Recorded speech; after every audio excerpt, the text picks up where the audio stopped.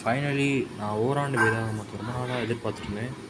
So இது என்னோடய Hebrew teacher pastor Davis அவங்க மொழிபெயர்த்த வேதாகமம், மேம்படுத்தப்பட்ட தமிழ் பதிப்பு.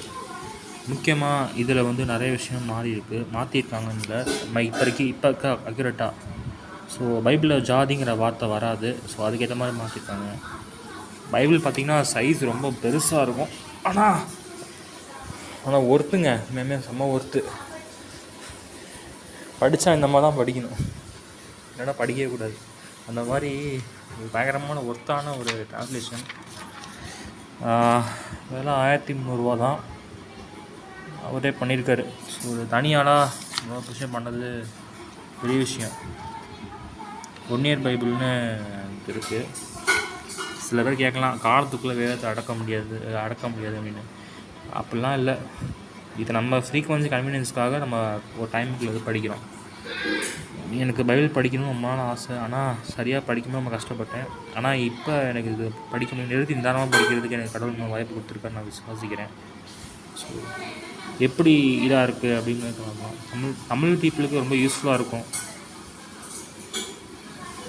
ஆதியிலே தேவன் வானத்தையும் பூமியும் ஒன்றுமில்லை. ஸோ அவர் பாஸ்டர் ஹீப்ரு டீச்சர்னால என்ன ஹீப்ரு எக்ஸாக்ட் கான்டெக்ஸ்டோட இது பண்ணியிருக்காரு.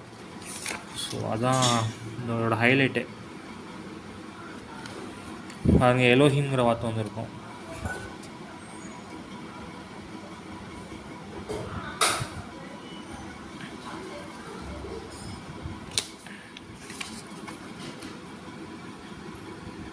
ஸோ தேவனாய கர்த்தர் மனுஷனை ஆடாம் பூமியின் ஆடாமாங்கிற வார்த்தையில் தான் ஆடாம் உருவாக்குனாரு. ஸோ ஆஃபருங்கிற வார்த்தை தூசி துகள்ஸ் அப்படி வரும்.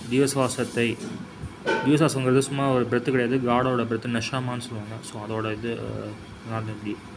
ஸோ இதை எல்லோரும் படிக்கணும் கண்டிப்பாக. இதான் என்னோடய இந்த பதிவு. So thank you. நான் எப்படின்னா இது திமேட்டிக்காக இருக்கும், முடிச்சுட்டு அப்படியே மத்தேயு அடுத்து வந்துடும். அதை ஒரு 1 இயர்க்குள்ளே முடிக்கிற மாதிரி பைபிள். ஸோ நம்ம கர்த்தர் நமக்கு ஹெல்ப் பண்ணுவார். இம்மானுவேல் என்பதற்கு தேவன் நம்மோடு இருக்கிறான் அர்த்தம்.